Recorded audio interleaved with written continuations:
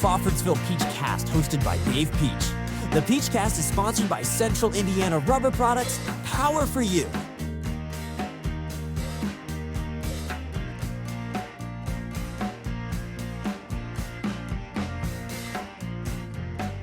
This is the Crawfordsville Peachcast. We have special guest Brandon Gaudin on the way. We are sponsored by Central Indiana Rubber, CIR, Power for You. Hello, Todd, and hello, Brandon Gaudin, the voice of the Atlanta Braves, and so much more next on the Crawfordsville Peachcast. Central Indiana Rubber Products provides the power for you. Central Indiana Rubber Products, or CIR, keeps farm equipment and local manufacturing processes running with gaskets, belts, seals, and O-rings, among a variety of other products and services. Employee-owned and always customer-focused. Central Indiana Rubber Products, 989 West, 83 North, Crawfordsville, and at indianarubber.com. Central Indiana Rubber Products, or CIR, Power for You. Crawfordsville Peachcast, and for the fourth time on the show, it's Brandon Gaudin. We're going to send you a special fourth-time pin. Hey, you are the voice of the Atlanta Braves on television. You're an Evansville native. You worked Butler games for several years. Georgia Tech, the Madden video game on Fox with college basketball and football. How do you keep it all straight? Hey, we had an audio glitch at the beginning of Brandon's response to the question. He said that covering the Braves is easier because it's one team and it's one sport. And he went on. And a lot of people say, is that preferred to bouncing around and covering all these different teams as a neutral observer? And I like both challenges, but I would say that as far as keeping it all straight, it's a little bit more difficult in the winter when one day you're doing Indiana, Michigan State, and the next day you're doing, Butler versus Villanova. I'm not saying it's difficult. It's just a different challenge because when you see, right now I'm in Philadelphia in the midst of a 3-game series. Well, the Braves and Phillies played last night. They play again tonight. So a lot of the prep work is already in the barn for that, right? You've already done that. Whereas with basketball, or if I'm doing football and you're covering all these different teams, it's kind of like you're a nomad hopping around. So it's a different challenge, but both challenges I enjoy very much. And that's the reason I love to do this. Now, we have talked about you growing up as a Brave fan and, writing the letter to Skip Carey. We've done 3 shows, so we've kind of gone through the history of Brandon Gaudin and, riding on the bus in the minor leagues, working with Brad Stevens. But as you look back at your pre-Brave career, what are things that stand out to you as markers? Well, a lot of things do. I would say the first one that pops in my mind is getting that first opportunity in high school. I knew it was from watching Braves games as a kid that I was drawn to sports and sports broadcasting specifically. And Skip Carey was the childhood idol of mine that I would watch on TBS. And I would try to emulate him while playing make-believe baseball games in my childhood family room. And then when I got to high school, I said, well, I guess I want to try this in real life rather than make believe, talking to myself in my home there in Evansville. And when I was in high school, I had a chemistry teacher, Mr. Neil Rapp, and he was also into sports and sports radio. And I remember floating the idea to him that, hey, if I can get somebody that's willing to let us call these baseball games for my local high school there, would you be the color commentator and do the games with me? And he said, absolutely. And he helped me get in touch with a local radio station in Evansville, 90.7 FM WPSR, which is still in existence. And the guy there was kind enough to say, sure, this is a local public radio station. If you want to do this, we'll make it happen. And that was my first jump into real life broadcasting when I was a sophomore and junior in high school.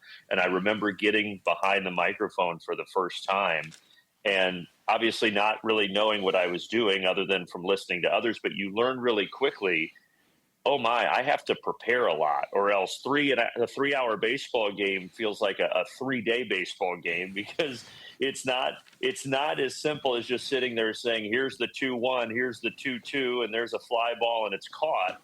You have to know the stories of the teams, the stories of the players, the stories of the coaches. And so that was a great learning experience for me before I even had my driver's license, of what it was like to really have to prepare and really dig your heels in if you wanted to try to be good at this. So that's kind of always, Dave, where my mind goes first. There's a lot of other steps on the journey between there, obviously, and where I'm at now at 40 years old. But that was kind of that first real wake-up call, but also that first real test for me, and something that I always look back on fondly. Well, let's go into sportscasting kind of as a profession, as an art.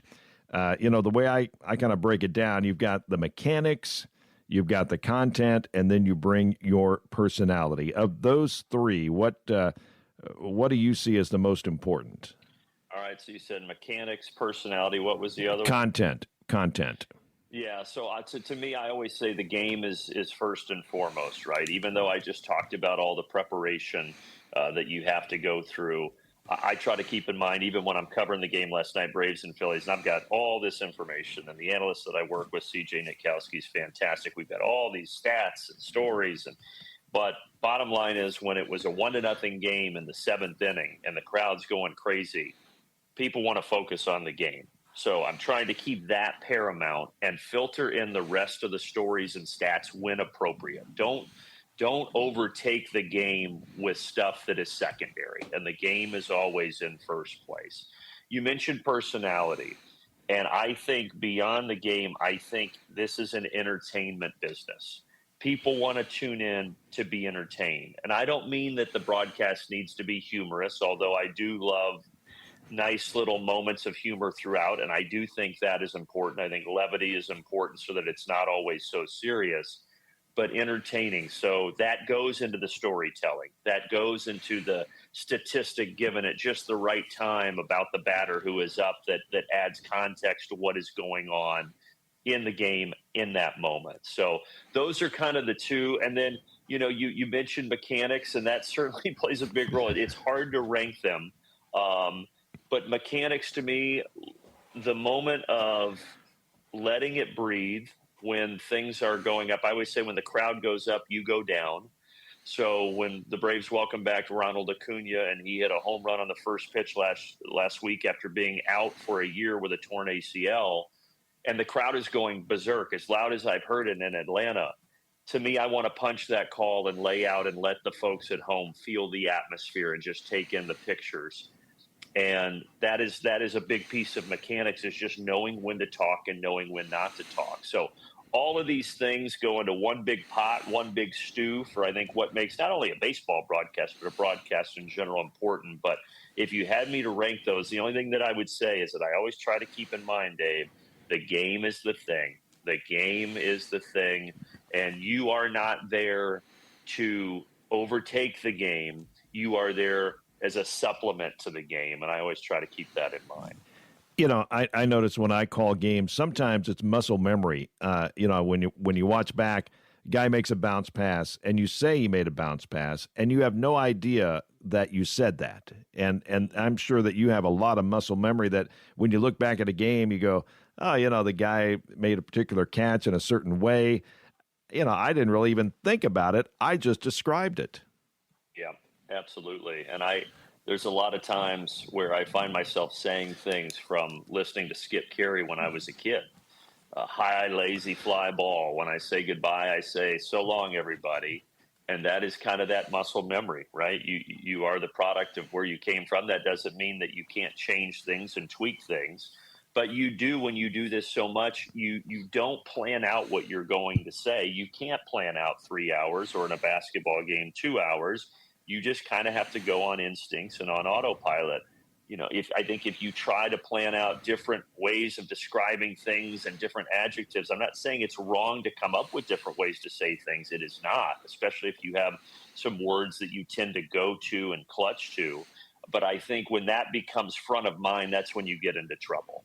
I think you just have to kind of go off instincts when the bullets are flying, for lack of a better way to put it. So yeah, same thing for me, though. I'll go back, and when you try to critique yourself and watch stuff, and you hear the things that you go to, and it's kind of interesting. The thing that everybody says when something remarkable happens, I hear it all the time, that you got to be kidding me. You got to be thinking in your mind, I got to come up with a better way to say something when something remarkable happens. Then you got to be kidding me, because that's what everybody says.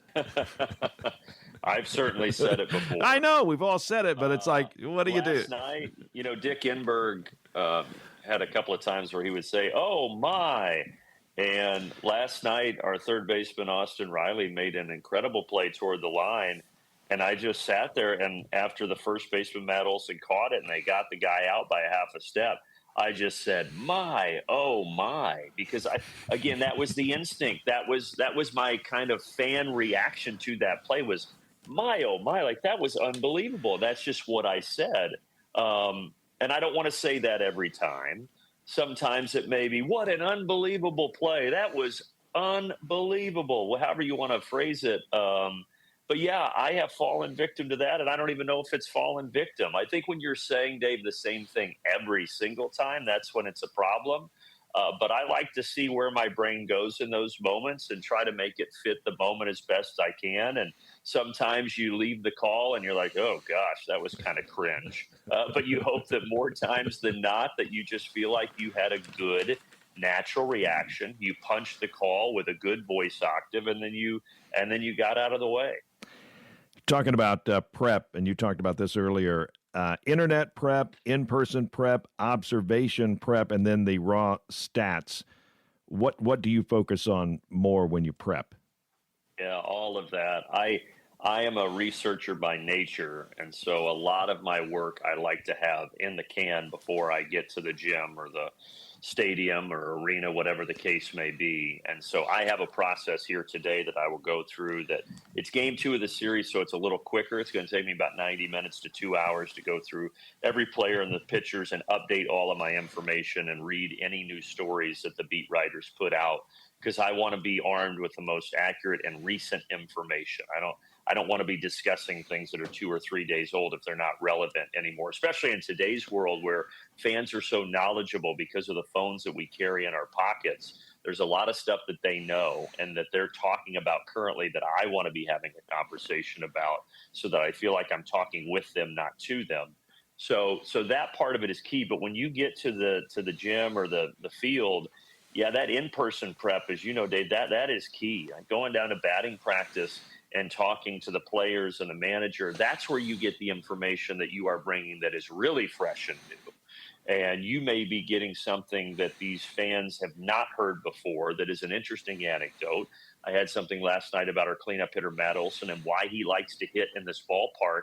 And it's something that I had not seen written or said anywhere else. And I think those little nuggets, again, you don't need to just overwhelm the broadcast with them. But I think when they're sprinkled in at the right moments and it's just enough, that in-person prep, those conversations are so vital. And I also think it's just good for relationship building, right? You have to be around these players and these coaches. You want them to trust you. Sometimes they're going to give you information that you shouldn't share on air. If one of the players says to me, "Man, my ankles bother me," but don't say that on air. I'm trying to work through it, and I don't want anybody that we're playing to know. I'm not gonna give that information up. That's not my information to give up. And I'm not state media, but I'm with the Braves. I'm on their team. Or even if I was covering games as a neutral observer, when I hear information from a coach or a player that is sensitive, that is not my thing to share. And I want to be trusted in this industry. So I think that's also an important part of the prep that sometimes gets overlooked, is just building those relationships and that trust. There's a big difference when somebody says something on the internet or X or Instagram versus when Brandon Gaudin says it on the Atlanta Braves telecast. Yeah. And you see a lot of stuff from people on the internet that is speculation.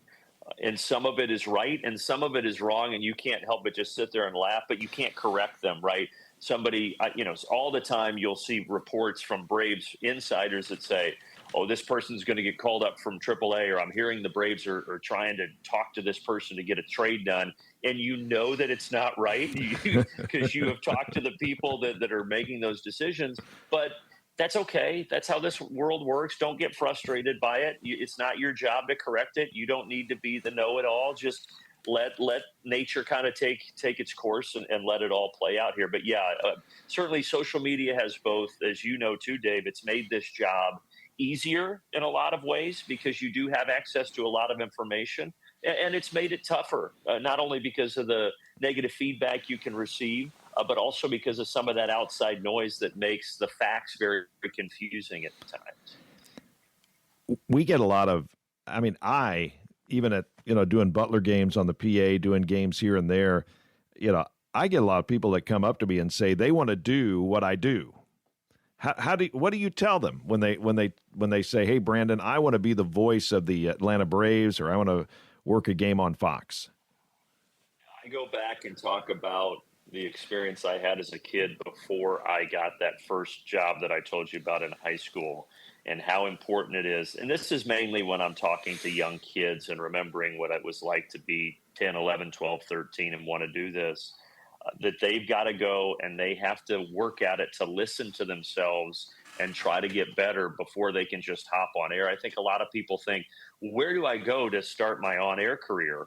And it's kind of like when you study to become a doctor. Obviously, this is easier than being a doctor, but no one is just going to give you a white coat and here's your scalpel and go to work. You've got to go to law school and you've got to put in that work. So for broadcasters, what does that look like? Yes, eventually it means getting reps at a low level. But I think to start, you've got to be an active listener when you watch games on television, when you listen in the car. And you've got to think about what I like, what I don't like. And then for me, it was getting back in the day a tape recorder. Now kids can just use their iPhone and watching a game, writing down some notes, and then hitting the record button with the television on mute and broadcasting it and going back and listening and seeing what you sound like. And I tell kids that you'll find out a couple of things from that. You'll find out, A, if you like it. Maybe you don't like it. Maybe you're not good at it. That's okay. There's a lot of things I'm not good at. But maybe you love it, and maybe you find yourself being interested in the conversation that you're having there on air while you're doing it. And then you go back and you listen to yourself, and after doing that 10 or 20 times, you've got a half inning or 10 minutes of a basketball game. Like, you know what, this is pretty good. I'm going to give it to the local radio station or this person or that person. And someone says, hey, we've got an opening this Friday night at this high school basketball game 10 minutes outside of town. Do you want to go give it a shot? And it's just kind of stepping your way up the stairs. And that's what I always say to them is don't be enamored with skipping steps 1, 2, and 3 to get to step 4. Because if you are that way, if that is your first instinct, then this business will probably at some point spit you out. You've got to be really comfortable and embrace steps 1, 2, and 3. And sometimes that you have to swallow your pride and do a lot of reps at levels that aren't really glamorous or shiny. Well, you are at this level where, I think about this a lot. Let's say that you're in Indianapolis and you're an announcer and you're going to do a game in Los Angeles for a network. I mean, you have to earn that plane ride, or you have earned that plane ride. And that is something that is very special, and very few people earn that plane ride. But you figure in Los Angeles, how many announcers are out there that could do a basketball game for UCLA and do a representative job? But you have earned that plane ride. And when I go to do games, that is not lost on me. At least I hope it's not. I try to remind myself of that. And I especially have to pinch myself when I come back to Indiana and do Butler, IU, and Purdue games, because those schools were so big in my childhood and such a big part of my upbringing. And obviously Butler was such an instrumental part also of my career professionally. That when I go back there, it feels sacred. Walking into Hinkle, walking into Assembly, walking into Mackey, there's a special part of me that kind of kicks in when I go on air in those places as a gratefulness for the journey that I've been able to go on. And it's almost like revisiting the kid from my childhood that wanted to one day have those opportunities. So those trips, you're right. You have to remind yourself that there are a lot of people that they could have chosen, but they chose you. And rather than worry about, oh no, now you got to perform. Sure you do. Yes. And that comes in the preparation, but you can't take that on air. You got to be confident when you get on air and be grateful when you get on air that you get the chance to do that. So, and I also, Dave, I think back a lot to the first bus trip I had in the minor leagues a lot when I just left Butler. The day after I graduated, I drove 24 hours out to Provo, Utah to call games and rookie ball in the Pioneer League. And I was making $500 a month, and the bus trips were long, and the per diem was $15. and there were a lot of late night Burger King Whoppers and fries in there to make sure I was under the per diem. But I think back to those days, and I loved it. I knew that it wasn't permanent, and I knew that I hoped to move on from there at some point. But I also knew that if I left there and I wanted more, that was a really good sign, and I did want more. And I look back on some of those bus trips that maybe you would think, gosh, 15 hours in the middle of the night going from Utah to Casper, Wyoming, that must have been miserable.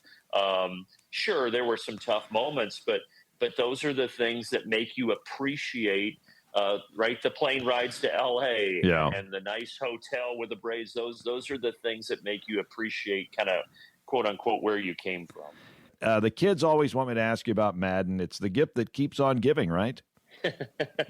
Yeah, it's hard to believe that I think I said year 8, it's 8 or 9. It started, I mean, I signed the contract in 2016. I don't remember if 16 or 17 was the first rendition of the game that Charles Davis and I did, but it's changed a lot over the years. It's changed because of COVID. There was a time pre-COVID for those first 3 or 4 years where I would make 30 to 35 trips down there a year. I was basically there every Monday, Tuesday, sometimes longer. I would stay at Charles Davis's house. He was kind enough to let me stay with his family when I would go down there. So it's almost like I had a second family with he and his wonderful wife and their kids. And it was a unique journey that we had a blast with. And we are still having a blast with it. It has just changed because after COVID hit, they needed to find a way for us to record remotely.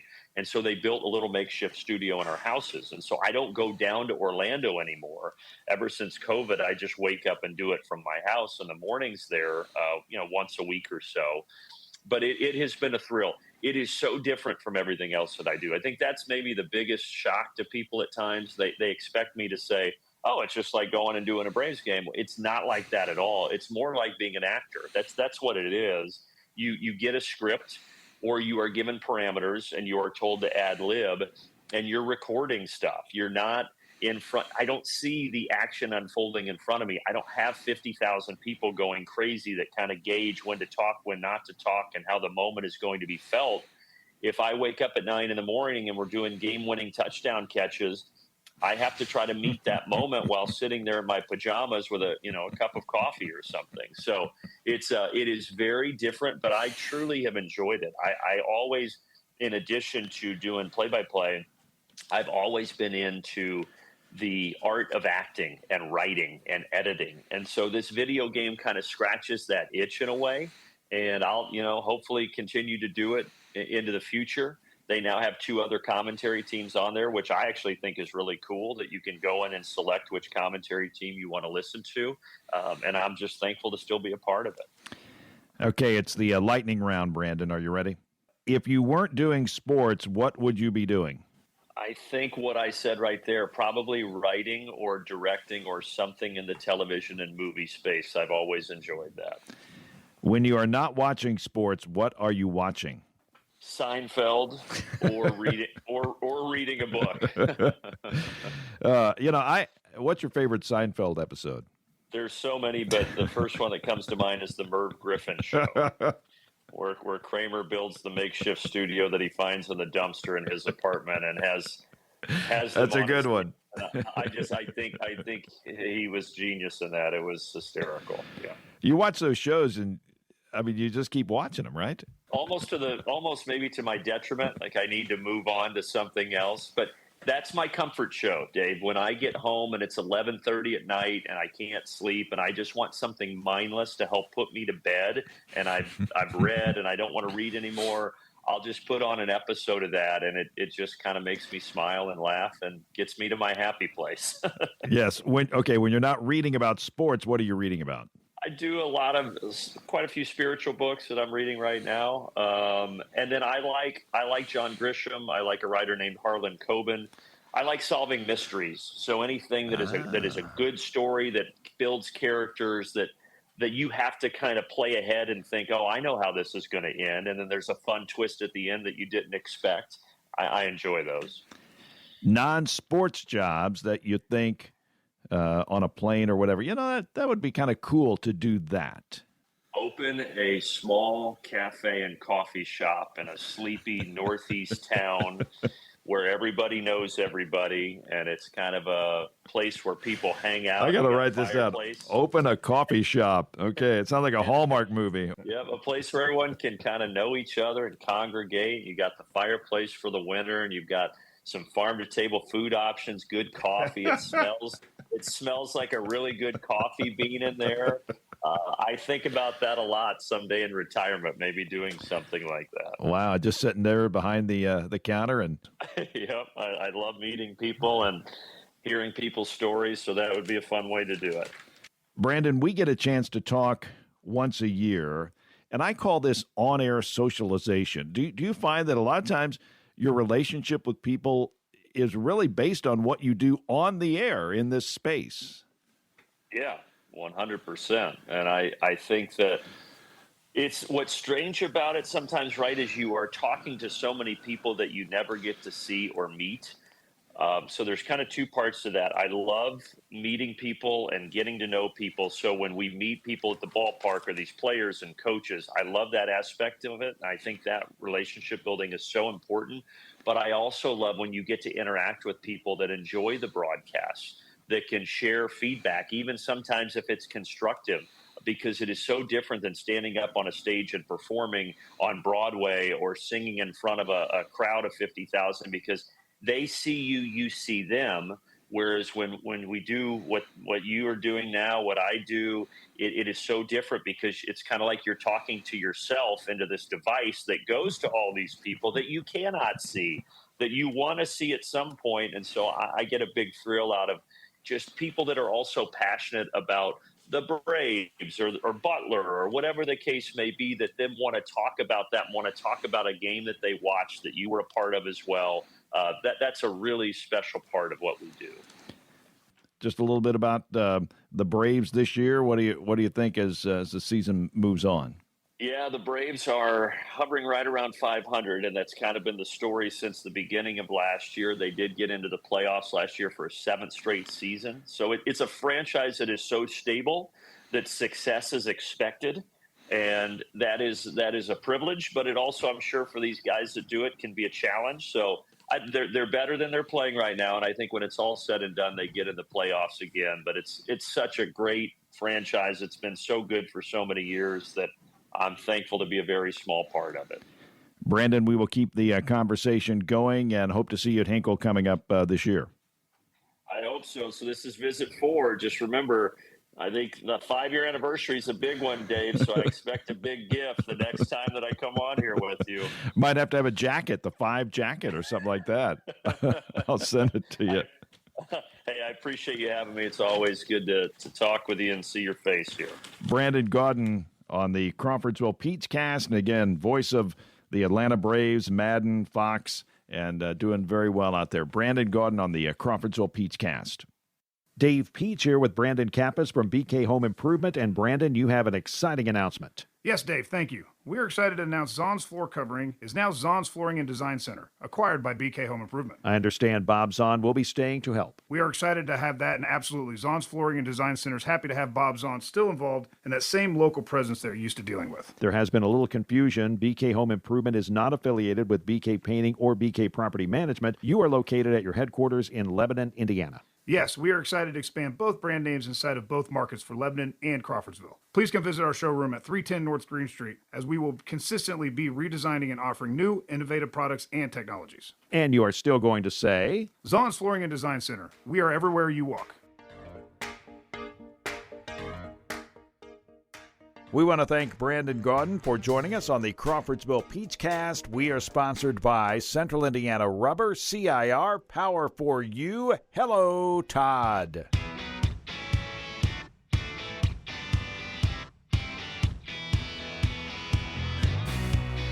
Thanks for listening to the Crawfordsville Peachcast, sponsored by Central Indiana Rubber Products. Join Dave Peach every week on Apple or Spotify.